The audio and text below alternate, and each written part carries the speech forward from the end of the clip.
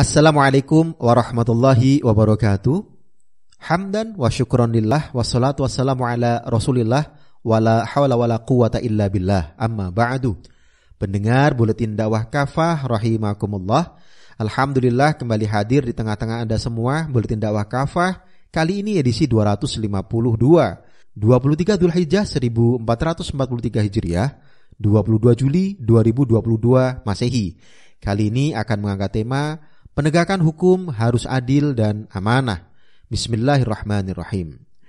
Keadilan pengusutan dan penegakan hukum di tanah air kembali diuji, terutama setelah terjadi kasus penembakan sesama anggota kepolisian.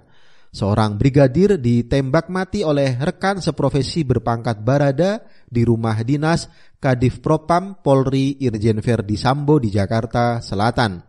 Banyak pihak melihat kejanggalan kasus tersebut. Selain CCTV yang kabarnya rusak atau mati, kasus tersebut baru diumumkan setelah lewat 2 hari. Jenazah korban juga dikirim diam-diam ke rumah keluarga. Pihak pengacara keluarga kemudian menyatakan bahwa pada jasad korban selain terdapat luka tembak juga terlihat tanda-tanda bekas siksaan. Selain itu, keterangan pihak kepolisian juga berbeda dan berubah-ubah. Kapolri memang berjanji akan mengusut tuntas kasus penembakan ini. Namun, banyak pihak bertanya-tanya, bisakah penegakan hukum pada kasus ini berjalan secara terbuka dan adil? Pendengar rahimakumullah, mahal dan susah. Slogan pengadilan banyak tetapi keadilan langka bukanlah pernyataan kosong. Banyak pihak merasa sulit mempercayai penegakan hukum di tanah air. Pada tahun 2020, Survei Indonesia Political Opinion memperlihatkan ketidakpuasan publik terhadap penegakan hukum mencapai 64%, tertinggi di antara kebijakan-kebijakan yang lain. World Justice Project mengungkapkan Indeks Negara Hukum Indonesia 2021 turun dari tahun sebelumnya.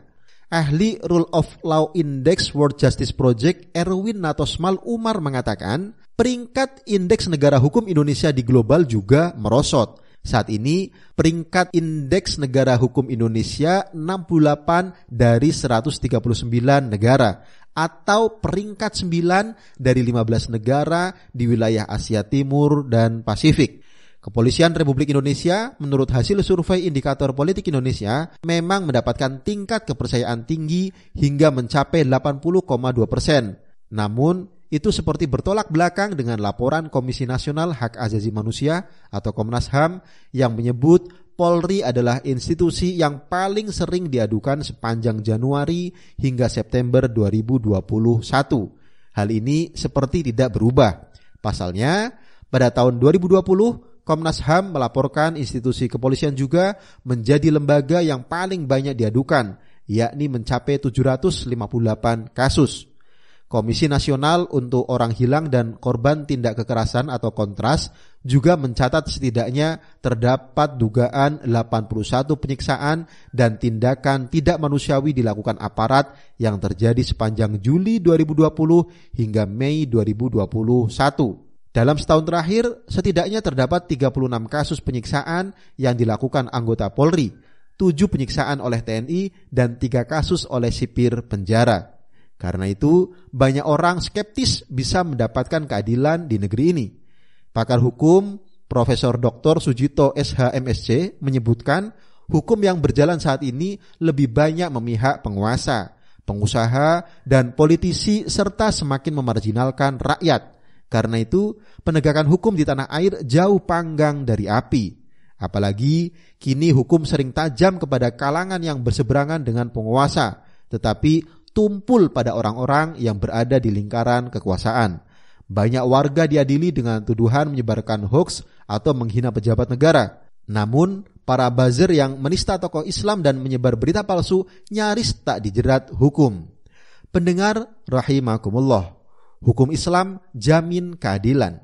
Persoalan hukum dimanapun sebenarnya bersumber pada 2 hal besar. Kesahihan hukum itu sendiri dan moralitas para penegak hukum. Hukum yang sahih pasti adil. Penegak hukum yang amanah juga akan menjamin keadilan untuk semua pihak. Hukum selamanya tidak akan sahih jika datang dari akal dan hawa nafsu manusia. bukan dari ketetapan pencipta manusia Allah Subhanahu wa taala. Pakar hukum Profesor Dr. Sujito SHMSC menyebutkan kondisi hukum di Indonesia akan semakin buram jika masih saja berkutat dengan penerapan paradigma hukum lama yang cenderung sekuler, materialistik, dan mengandung cacat ideologis. Selain itu, hukum buatan manusia penuh dengan kepentingan-kepentingan tertentu. Menko Polhukam Mahfud MD mengatakan, hukum di Indonesia masih terasa diwarnai intervensi politik. Saat ini, hukum tunduk pada politik sebab hukum itu merupakan kesepakatan politik alias produk politik. Karena syarat kepentingan pihak tertentu, hukum buatan manusia sering berisi pasal-pasal karet yang dapat ditarik ulur sesuka hawa nafsu penguasa. Padahal Allah SWT telah mengingatkan bahwa kehancuran akan datang jika kebenaran mengikuti hawa nafsu. Allah SWT berfirman dalam Quran surah Al-Mu'minun ayat 71, A'udzubillahi minasyaitonirrajim, Bismillahirrahmanirrahim, walawittaba'al haqqu ahwa'ahum lafasadatis samawati wal ardu wa ma fihinna bal atainahum bidzikrihim fahum an dzikrihim mu'ridun. Andai kebenaran itu menuruti hawa nafsu mereka, pasti binasalah langit dan bumi ini dan semua yang ada di dalamnya. Sebenarnya kami telah mendatangkan kepada mereka peringatan, tetapi mereka berpaling dari peringatan itu. Allah SWT pun menegaskan bahwa mereka yang mengikuti hawa nafsu dan meninggalkan hukum-hukumnya sebagai orang-orang yang sesat. Dalam Quran surah Al-Qasas ayat 50, A'udzubillahi minasyaitonirrajim, Bismillahirrahmanirrahim, wa man adallu mimman ittaba'a hawahu bighairi hudam minallah. Siapakah yang lebih sesat daripada orang yang mengikuti hawa nafsunya tanpa mendapat petunjuk dari Allah sedikit pun? Tentu berbeda dengan hukum Islam yang menjamin keadilan karena datang dari Allah yang Maha Adil, bebas dari hawa nafsu manusia, termasuk bebas kepentingan politik. Hukum Islam aturannya jelas, bukan berisi pasal-pasal karet yang sumir. Setiap upaya menyelewengkan hukum-hukum Allah mudah diketahui sehingga dapat diluruskan dengan segera. Ketika orang-orang Bani Makhzum meminta Usamah bin Zaid radhiyallahu an melobi Nabi SAW agar membatalkan hukum potong tangan atas seorang perempuan bangsawan dari kaumnya, beliau murka dan menegur mereka. Apakah engkau hendak meminta keringanan sanksi atau hudud Allah? Lalu beliau berkhutbah, Innama ahlakal ladzina qablakum annahum kanu idza saraqa fihim asy-syarifu tarakuh wa idza saraqa fihim ad-dha'if aqamu alaihi al-hadd wa imallahi law anna Fatimata binta Muhammadin saraqat laqata'tu yadaha. Sungguh yang telah membinasakan umat sebelum kalian adalah jika ada orang terhormat dan mulia di antara mereka mencuri, mereka tidak menghukumnya. Sebaliknya, jika orang rendahan yang mencuri, mereka tegakkan hukuman terhadapnya. Demi Allah, bahkan seandainya Fatimah putri Muhammad mencuri, niscaya aku sendiri yang akan memotong tangannya. Hadis riwayat Al-Bukhari. Karena itu, tidak ada hukum yang bisa menciptakan keadilan kecuali hukum-hukum Islam. Allah SWT berfirman dalam Quran surah Al-Maidah ayat 50, A'udzubillahi minasyaitonirrajim, Bismillahirrahmanirrahim. Afa hukmal jahiliyati yabghun wa man ahsanu minallahi hukman liqaumin yuqinun. Apakah hukum jahiliyah yang mereka kehendaki? Hukum siapakah yang lebih baik daripada hukum Allah bagi orang-orang yang yakin? Syekh Wahbah Az-Zuhaili menerangkan, ayat ini bermakna bahwa tak ada seorang pun yang lebih adil daripada Allah SWT. Juga tak ada satu hukum pun yang lebih baik daripada hukumnya. Az-Zuhaili dalam kitab At-Tafsir Al-Munir jilid 6 halaman 224. Pendengar rahimakumullah, sikap amanah wajib. Keadilan hukum juga menjadi sulit karena pudarnya sikap amanah penegak hukum. Komisi Yudisial mengungkap mulai tahun 2005 hingga Agustus 2018 terdapat 19 orang hakim yang diciduk KPK. Ironinya, 10 diantaranya merupakan hakim ad hoc tipikor. Kepolisian juga tidak bebas dari masalah internal. Data Divisi Bidang Profesi dan Pengamanan Mabes Polri menyebutkan, lembaga ini syarat dengan persoalan.